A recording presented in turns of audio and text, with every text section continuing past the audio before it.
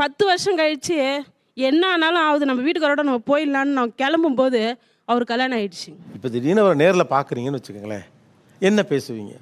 ஏன் இப்படி விட்டுட்டு போயிட்டீங்கன்னு கேட்க தோணும். இது எனக்கான வீடியோவோ இல்ல என்டர்டைன்மெண்ட் வீடியோவோ இல்ல, இது நமக்கான வீடியோ. இந்த வீடியோவை கடைசி வரை பாருங்க. இந்த வீடியோ யார் மனதையும் தனிப்பட்ட முறையில் காயப்படுத்தும் நோக்கம் அல்ல. ஒரு மனமுறிவு நடந்த ஒரு விவாகரத்து நடந்த ஒரு ஆணுக்கு அது எப்படி இருக்கு? சொல்ல முடியாத வழி. உனக்கு இந்த நிலைமையா அப்படின்னு தான் கேட்பாங்களே, அதுக்கு நான் வெளியே காட்டிக்கினது இல்லை. ஒரு பெண் விவாகரத்து ஆனா நான் ஒரு விவாகரத்து பெண்ணுன்னு ஈஸியா சொல்லிட முடியும். ஆனா ஒரு ஆணால அப்படி ஈஸியா சொல்லிட முடியாது. ஒரு பெண் விட்டுட்டு போனா அது அவனுக்கு அவமானம். இந்த சமூகம் அப்படிதான் கட்டமைச்சு வச்சிருக்கு. தனியா படுக்கும்போது தான் சார் அதோட அருமை தெரியும். பகல்ல எங்கேயா போய்டும் வந்தோம், இந்த 7 மணிக்கு மேல தூக்கமும் வராது. தூக்கம் வரும், ஆனா தூக்கம் வராது. விவாகரத்து ஆனா ஒரு ஆணோட வழியை அவ்வளவு ஈஸியா நம்ம பார்த்திருக்க மாட்டோம். அதை நம்ம கடந்து வந்திருக்கவும் மாட்டோம். 60 வயசு ஆன ஒரு விவாகரத்து ஆன ஆணுக்கு உடம்பு சரியில்லைன்னா அவங்க அம்மாவால நிறுவனமா குளிக்க வைக்க முடியும். ஆனால் தான் பொண்டாட்டி தேய்ச்சி வர தைலத்துக்கு எதுவுமே ஈடாகாது, ஆறுதலும் கொடுக்காது. அந்த வலி மரணத்தை விட கொடியது என அவனுக்கு மட்டும்தான் தெரியும். 3 மணி 4 மணி வரைக்கும் புரண்டு படுப்போம்.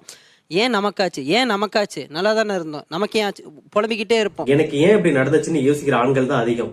ஏன்னா அவங்களுக்கு தெரிஞ்சு அவங்க யாரோட வாழ்க்கையும் டிஸ்டர்ப் பண்ணிருக்க மாட்டாங்க, கெடுதல் நினைச்சிருக்க மாட்டாங்க.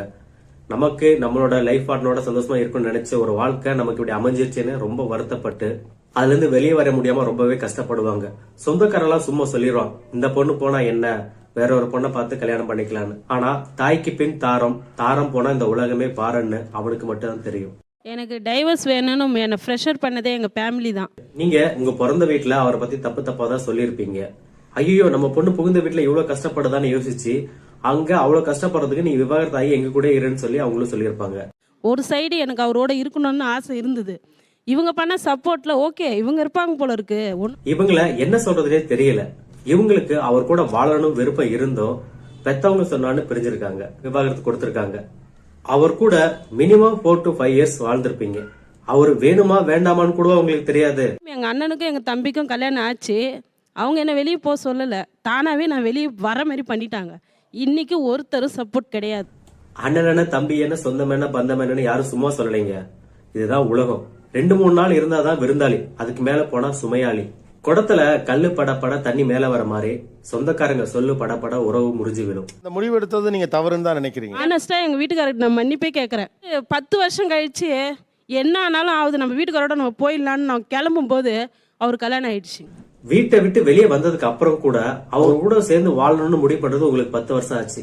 எதுதாங்க உங்களை பிடிச்சு வச்சிருக்கு அவர் கூட சேர விடாம? வேண்டான்னு முடிவு ஈஸியா பண்ணிடுறீங்க, ஆனா வேணுங்கிற முடிவை மட்டும் ஏன் ரொம்ப லேட் ஆக்குறீங்க? சில ஃபேமிலி சப்போஸ் நம்ம பேபி இல்லைன்னா நம்மளோட உழைப்பை அவங்க வெல்த்துக்காக கூட யூஸ் பண்ணிக்கிறாங்க. அது நம்ம ஃபேமிலிலே நடக்குது. இது 100% உண்மை. தன்னோட பொண்ணோ பையனோ விவாகரத்து ஆனா அவங்களோட சம்பளம் நமக்கு தான் வந்து சேருங்கிற சுய புத்தியோட வஞ்சன புத்தியோட எத்தனையோ குடும்பங்கள் இன்னும் இருக்காங்க. எனக்கு அவரை ரொம்ப பிடிக்கும், அதனால கொஞ்சம் யோசிச்சிருக்கலாமோ. 2 பேருக்கும் ஈகோ தான். என்னதாங்க ஈகோ? எனக்கு ஒண்ணுமே புரியல. 2 பேரும் ரிலேஷன்ஷிப்ல இருந்திருக்கீங்க. உங்களை பத்தி அவருக்கும் அவரை பத்தி உங்களுக்கு நல்லாவே தெரிஞ்சிருக்கும். வாழணும் விருப்பம் இருந்து எதுக்குங்க பிரிஞ்சிருக்கீங்க? உங்க தன்மானத்தை கொஞ்சம் தள்ளி வச்சிருந்தா இன்னைக்கு அவரோட சேர்ந்து நிம்மதியா வாழ்ந்திருக்கலாம்ல. ஒரு வருஷமோ 2 வருஷமோ பிரிஞ்சு இருந்திருந்தா அந்த பிரிவு எப்படிப்பட்டதுன்னு அப்ப தெரிஞ்சிருந்திருக்கும். இப்ப போய் உள்ள சேர்ந்துக்கலாம்ல சார். இப்ப கூட ஒண்ணும் கெட்டு போல. விவாகரத்து ஆனவங்க விவாகரத்தை ரத்து பண்ணலாங்கிற ஒரு ஆப்ஷன் சட்டத்துல இருக்குது. ஆனா விவாகரத்து வேணுங்கன்னு எவ்வளவு வேகமா போனீங்களோ அதை வேண்டான்னு சொல்றது உங்களுக்கு இன்னமும் அந்த ஈகோ தடுக்குது. வாழ்றது ஒரு வாழ்க்கை, அதை பிடிச்சவங்க கூட வாழுங்க. ஆனா பிடிக்காத வாழ்க்கைய பிடிச்ச மாதிரி நடிச்சு வாழாதீங்க. இப்ப திடீர்னு அவரை நேர்ல பாக்குறீங்கன்னு வச்சுக்கோங்களேன், என்ன பேசுவீங்க? ஏன் இப்படி விட்டுட்டு போயிட்டீங்கன்னு கேட்க தோணும். எதாருனாலும் நம்ம 2 பேரும் பேசியிருக்கலாம்ல. ஆனா ஒண்ணு மட்டும் நல்லா தெரியுது, நல்லா இருக்கிற குடும்பத்தை பிரிக்கிறதுக்குன்னே 4 பேர் இருப்பாங்க போல. நீங்க ஒரு விஷயத்த நம்ம வீட்டுல கவனிச்சிருக்கீங்களா? நம்ம தாத்தாவோ பாட்டியோ இல்ல அப்பாவோ அம்மாவோ சண்டை போட்டுட்டு இருந்தா இடையில 3ஆவது மனுஷன் யாராவது வந்தாங்கன்னா இது புருஷ மொட்டாட்டி சண்டை, நீங்க இடையில மூக்க நுழைக்காதீங்க, வெளியே போங்கன்னு தைரியமா சொல்லுவாங்க. ஆனா இப்ப அந்த தைரியம் யாருக்கும் இல்லைன்னு நினைக்கிறேன். இடையில அவங்களுக்கு ரொம்ப உடம்பு சரியில்லாம இருந்துச்சு. அப்போ எங்க வீட்டுல எல்லாரும் சொன்னாங்க, நீ போய் ஒரு தடவையாவது அவனை போய் பாருன்னு சொன்னாங்க.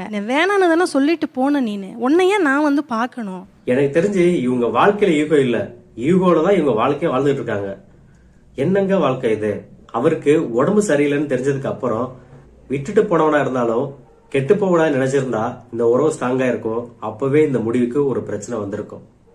ஒருவேளை அந்த டைம் நான் பார்த்துருந்தேன்னு வச்சிங்களேன், அப்போது அடுத்தடுத்து உள்ள சூழ்நிலை வந்து நம்மளை இணக்கமாக ஆக்கியிருக்கும். இந்த இடத்துல உங்க ஈகோ ஜெயிக்கலைங்க. நீங்க அவர் மேல வச்சிருந்த காதல், அன்பு எல்லாமே தோத்துருச்சு. நீங்க தோத்ததுக்கு அப்புறம் உங்க ஈகோ ஜெயிச்சு அந்த வாழ்க்கையில எந்த அர்த்தமும் இல்ல. லவ் பண்ணிட்டு இருக்க தன்னுடைய காதலனை பத்தி ஒரு கேள்வி கேட்டா என்ன பதில் வருமோ, விவசாயி 7 வருஷத்துக்கு அப்புறம் அந்த அதுக்கு ஈக்குவலான ஒரு பதில் உங்களோட பதில். அன்பு இருக்க வேண்டிய இடத்துல ஈகோவுக்கு இடம் கொடுக்காதீங்க.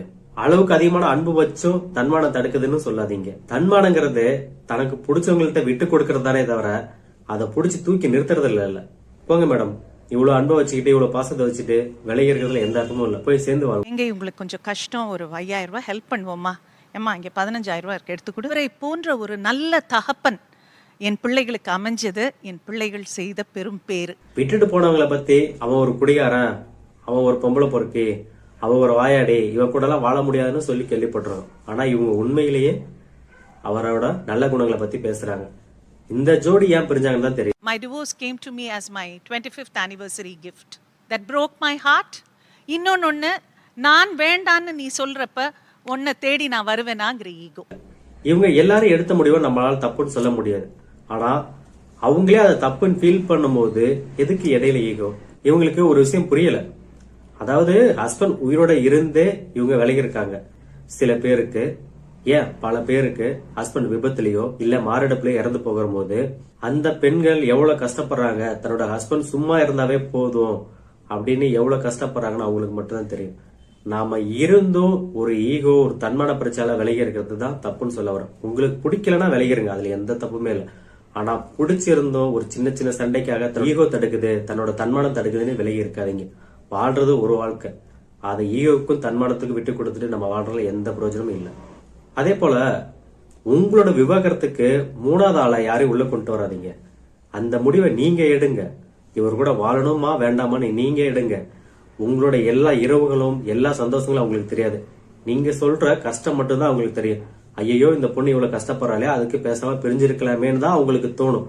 அதனால நீங்க அந்த முடிவு எடுங்க. இப்பதான் உங்க வாழ்க்கை உங்களால சந்தோஷமா வாழ முடியும். இந்த வீடியோ பிடிச்சிருந்தா மறக்காம ஷேர் பண்ணுங்க, சப்ஸ்கிரைப் பண்ணுங்க. நன்றி, வணக்கம்.